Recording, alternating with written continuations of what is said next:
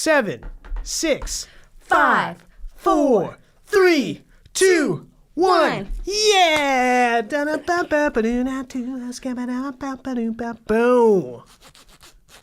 My remix. That was so sick. Welcome to I'm Bad at This, where Maritza... We're bad at things. Maritza specifically is bad at things. Me. I can't speak for my lovely No, co-host, Peter. I'm also bad at things. But so what is this show? Well, it's pretty much us talking about things that we think that we're bad at. And I will say, like, a good portion of the time, it turns out that we're really not as bad as we think we are. It's society telling us we're bad at things. Yeah. And maybe that's the real thing that we're bad at. Society. We had an episode. Yeah, we did. That. We did an episode. So this is actually our first video podcast episode. We've been doing this for over, a year and a half at this point. Yeah. And we've covered topics ranging from... Society. To anxiety. To other things that don't rhyme. I know. I was like, babiety? I don't know. Not sobriety. No, we haven't talked about sobriety. That could be a good one in the future. Potentially. We got real serious quickly because that's worth taking do. serious. Yeah. But anyway, so this is our first video podcast. We've been doing it remotely through the pandemic, which has been, it's been a really great thing. But this is kind of weird and exciting. We might be a little bad at this first episode. Oh, we're totally bad at this. Yes. But that's a good thing because that's what we do. Yes. This is the first time that we're in the same room recording. That is wild. Yeah. Well, that's a pretty big accomplishment. So I'm really excited to be here with you in the same space instead of on the internet, which was great for the time. Yes. But anyways, what are we talking about today? What's the topic? Well, it's making stuff. It's making stuff. It took us months to make this video part. Yeah, we've been discussing this for a while. And so I think today what we're going to try to break into is what we're going to try to get into is why is making stuff hard? What is that process for each of us? And what are some ideas we have maybe to help you make stuff, help us make stuff easily? So when we say stuff, how would you define stuff when we're saying making stuff? Oh, I love that. Fair question. Yes, because I feel like you and I always use that phrase, making stuff, because there's such a wide range of random crap you could make. Like this, you can make a podcast, you can make something on the new vlogging camera that CCT has. We're going to do a lot of personal promotion. But writing things, art, just creating for the sake of creating, right? Yeah. What do you think of when you think of making stuff? I think you nailed it. I think it's whatever. It could be any medium, but it's really personal expression manifesting into either an object or a digital file or a poem or words or, there's so many things. But one thing that I think both of us have noticed as working at Cambridge Community Television is that we have a lot of people that come in with these great ideas. Yeah. And there's a lot of energy. And but to fulfill it, to finish that is really difficult. So it's pretty easy, it seems like, for a lot of our members, and definitely I can speak for myself, to come up with tons of ideas of things to do. But to really make them happen, there's some missing link there. And I know that for the first quarter of my life was a big issue. I have this great idea, and then the idea is where it stopped. Yeah. I'm curious, do you relate at all to that? Oh, yeah, 100%. You're the person who makes any idea I have come to life.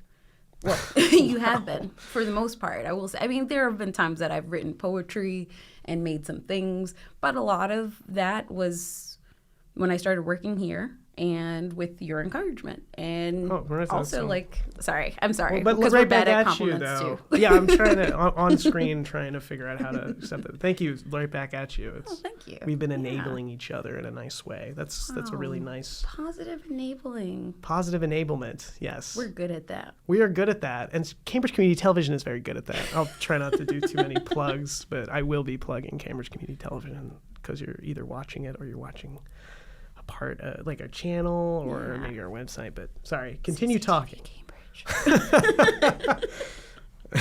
No, but yeah, it's like my whole life I would have these ideas, and I will say I didn't even realize until I got into community media that I had been making stuff forever. I remember when I was a teenager, I really, really wanted a video camera.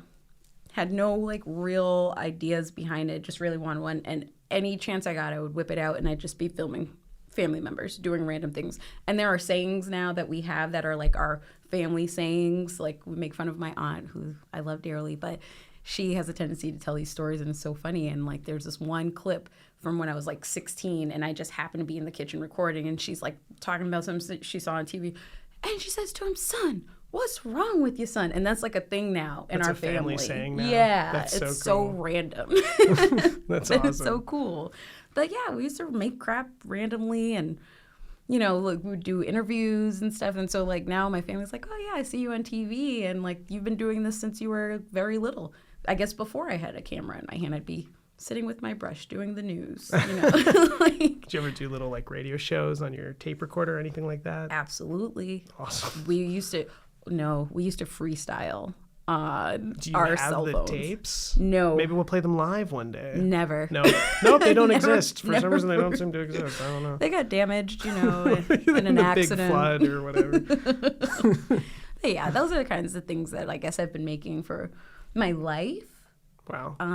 But yeah, nothing like now. And since, you know, being here with the access to all of this stuff, it's almost overwhelming because it's like, how do you take any idea and then suddenly put it on a recording or put it in front of a camera? What are the steps that go into that? Is that a thing like, Oh yeah. like you think about when you're creating? Because you've made a whole lot of stuff. Like you are, to me, like pretty prolific in your creations. Thank you. Like we won't go into how big of a fan I am, but That's next episode. No, thank you, Maritza. I appreciate that. Yeah. I mean, it took a while. Like I said, I was doing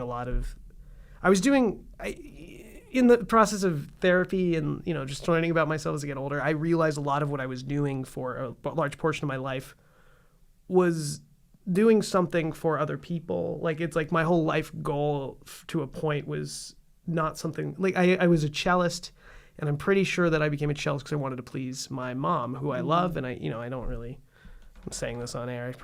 I love Mom, if you're watching, I love you. However, there was a point where I realized that kind of work was not what I wanted to do. yeah. But I'd been feeling it for years. I saw, and like as a kid, like I wrote in like my third grade Who Am I worksheet that I wanted to write a TV comedy show and stuff. Like it's just all this stuff that I think it's been in me for a while, but it took me a long time to get there. But I think what happened was as I got further in the music realm, I had these ideas for videos and stuff, and I would talk about them and I'd get so excited about them. And then I think there was a part of me that was so worried that if I did it, I would find out I'm not as good, or my ideas aren't as good as I think they are. It's what I like to call secret genius syndrome, where it's like I just knew I was the secret genius, and you know the people that were close to me knew I was a secret genius too, and one day the world will know. And I didn't want to find out that I wasn't a secret genius by actually going and making something and it sucks. Oh. So I feel that deeply. I think all of us are afraid. You know, it's having potential is so exciting. Mm-hmm. But what I don't know. I wish I started, because like the first things that when I finally got the guts to start making these things, I liked them because I was like narcissistic or something. I love seeing my face, but I look back at them, they were really not good, and they were really like, you know, it's like oftentimes if you I saw somebody say this, and it's like, oftentimes your tastes are higher than your skill set. So, you know, I like loved all of this like prestige TV and like, you know, all of this comedy stuff. And I was like, oh, well, I know comedy and I know. And so I just assumed that I think there was like a gulf between what I could make at the time and what I loved. And I was like, but I wanted so badly to be at the level of that. So there was a big fear. And then eventually I just started doing it because I was just like, I have to. And I made a really small project called Peter's Internet Expose. And it was just like a really dumb show. Like I'm glad I did it, but it was like the first, I was like, I'm going to make 6 videos and it's going to be me exposing the internet for what it really is. And it was just this really, really silly thing that I made on a webcam with iMovie. Oh man, webcams back in the day. Oh, the best. Just that crunchy picture that just. Ugh. Oh yeah. And I used photo booth to record it. So I would, there'd be like fish backgrounds that were like poorly keyed, and everything that looked so crunchy, and I sort of leaned into that. And it took me a year and a half to do those 6 videos, but it felt so good to finally finish something, to have an idea, do it and finish it. But it took me till I was, maybe 24 to get through that whole process. And then I wanted to do more. And so at that point I was like, yes, I knew that it was like probably not the best things I'll ever make, but I think it's really important to just get started and to try to find small projects. So when we have members who come in here with a huge idea, I want to make this like this big drama with like 12 actors and all this stuff, but I've never written something before and I've never held a camera. It's like, it's going to be a lot to take on. So I think one thing that I've learned and I try to push people towards is trying to find attainable small projects so you can build your self-esteem, build up your process and your knowledge, and then you'll just get addicted. If you're meant to make stuff, you'll get addicted to the process of making it. And I now I'm trying to, because I'm sorry I'm talking so much, but I'm passionate about this. But because when I was a musician, the work of practicing music was not something that I liked. So I knew that whatever I did after that, I have to like the work. And I have to figure out how to fall in love with the work. And I feel really lucky that I held on long enough to start to just love editing and love trying to film and trying to write, just trying to love the work. Yeah, I was going to say, like, you're not talking too much, first of all. Second of all, you're laying out something that I think is really important when we're talking about making stuff. People oftentimes get discouraged because of the process of having to learn. You have to learn how to do stuff. It's totally overwhelming. If you don't have any editing skills, if you don't have access to equipment, like I said earlier, or even like just how to make a storyboard or something like that, or somebody to flesh out your ideas with, or somebody who's going to tell you, hey, this is possible, but maybe you need to start here first.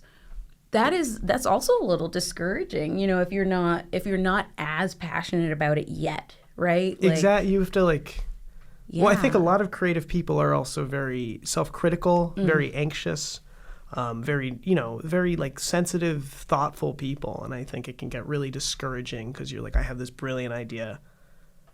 Oh, gosh.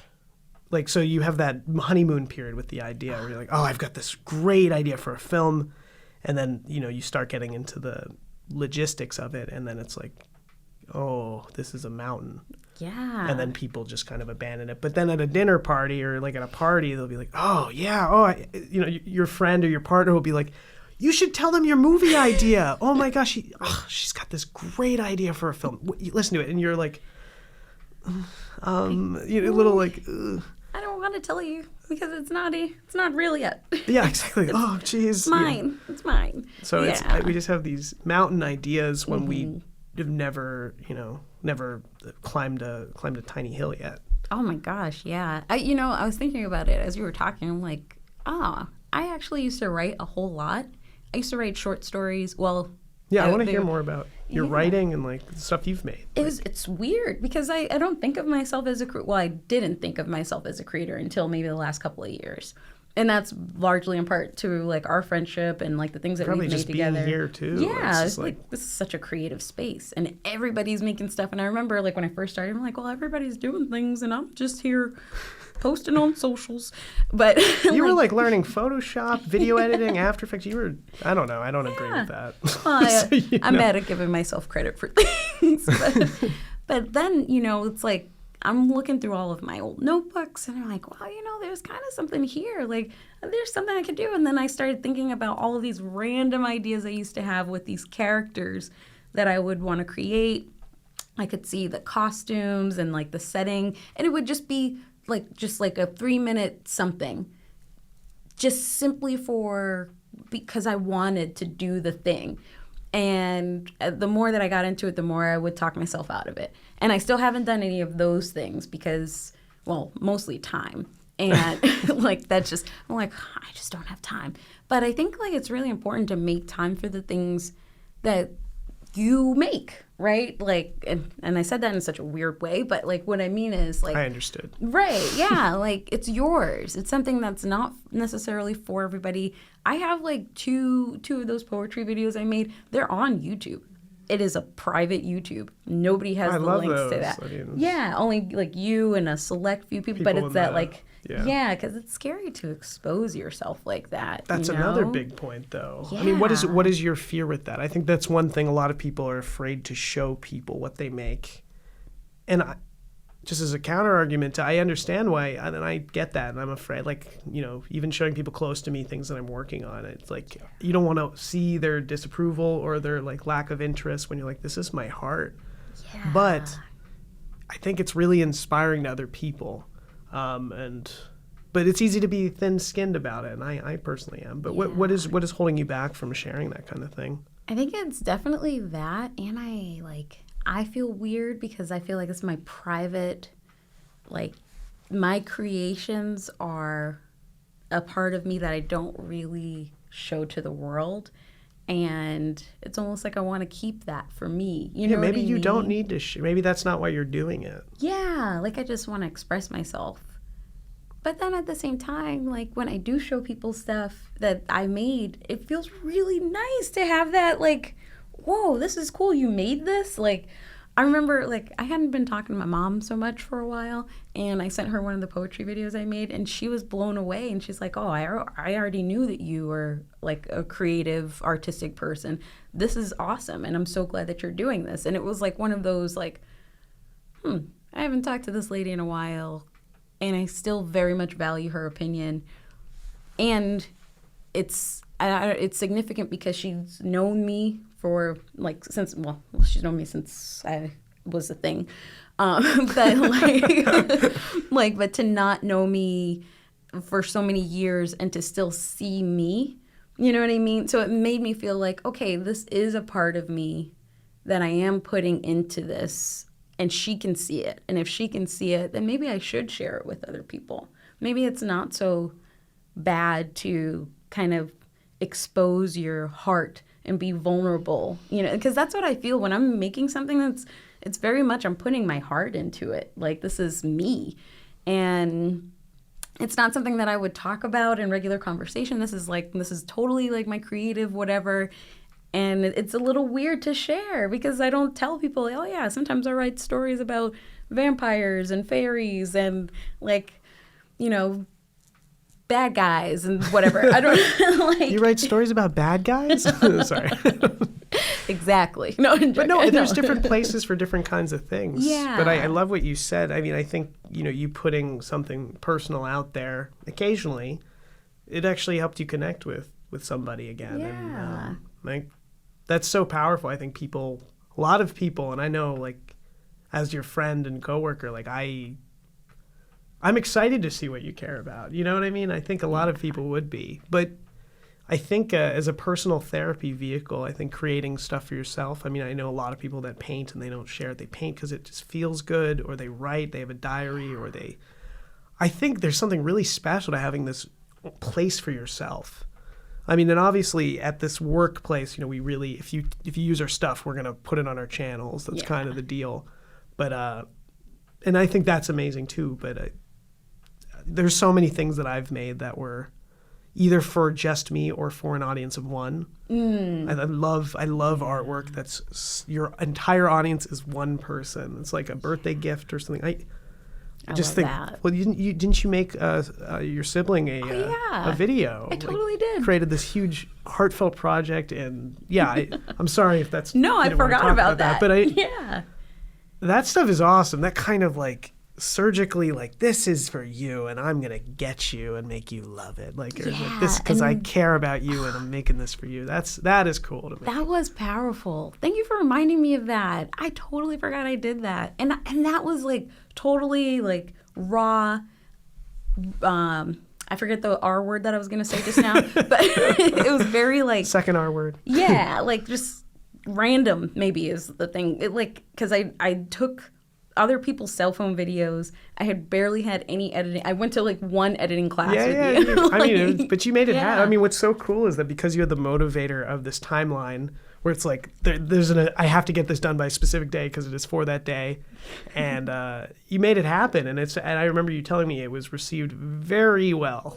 Yeah. It was just beautiful. She cried. It was awesome. That's the best you can. It was a good cry, right? Yeah, it was like overwhelming, like to see all these people who love her talk about how much they loved her, and that was awesome to put together. That's a big success for making stuff. That's like about the best. I love that. I think. There's just so many different places to make stuff, and whether it's for a general audience, whether it's for your friends, whether it's for a person, whether it's for yourself.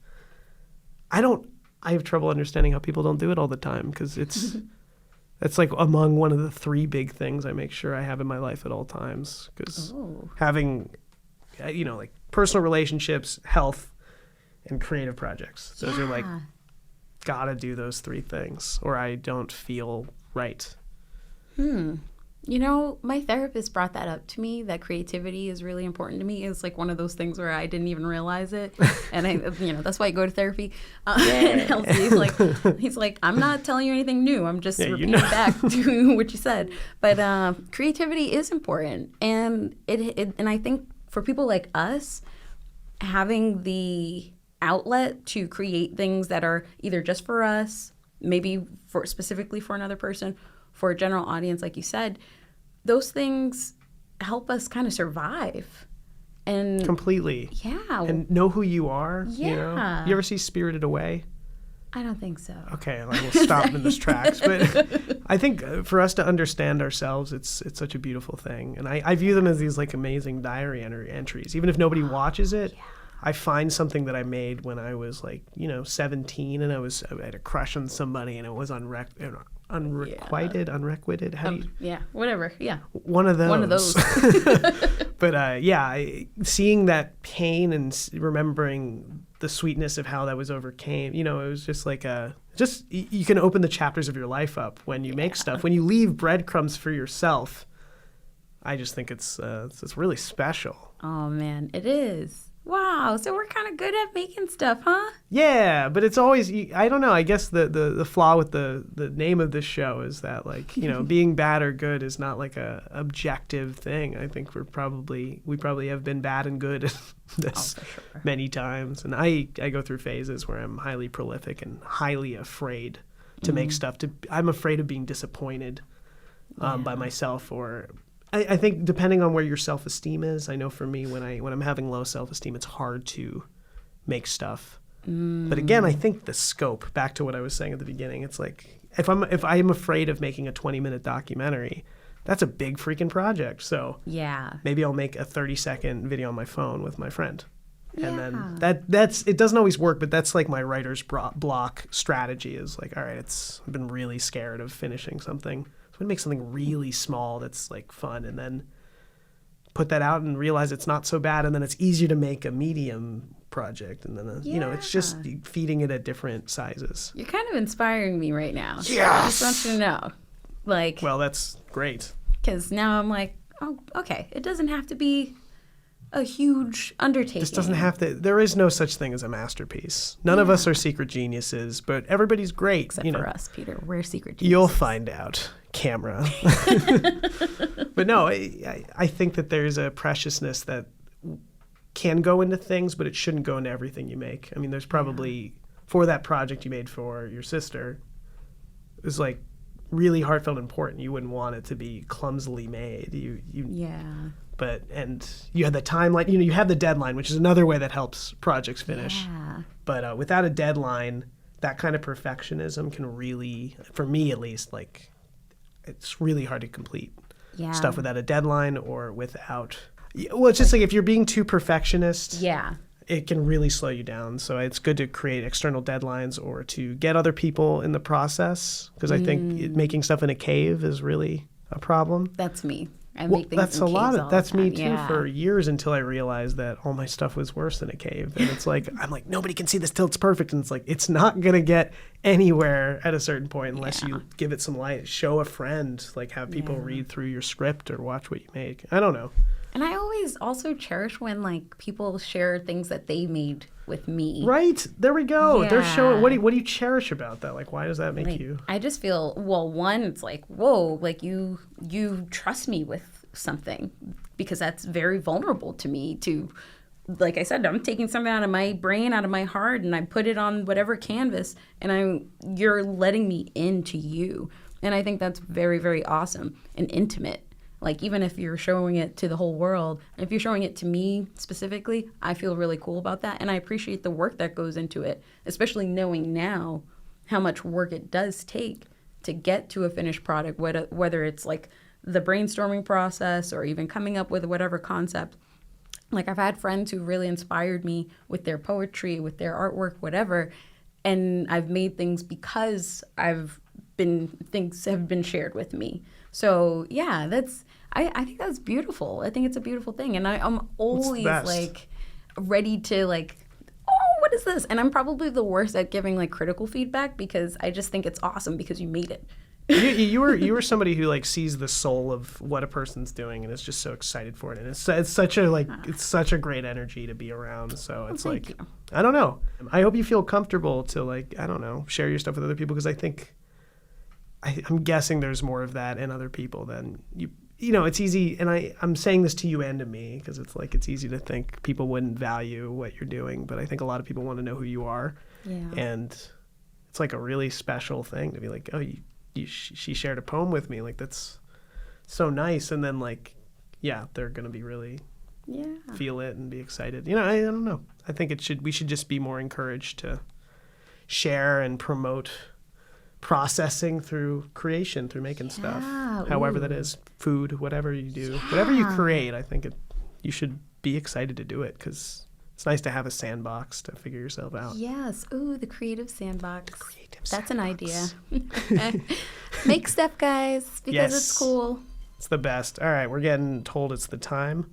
Any closing thoughts about making stuff? I'm excited to make stuff. I'm glad that we're making this here, and I'm glad to be doing it with you. Yes, me too, Maritza. Thank you so much. And I don't know. Thank you all for watching, listening. I guess we'll be back. And we're going to still be bad at this. Cut. I hope I cut it there.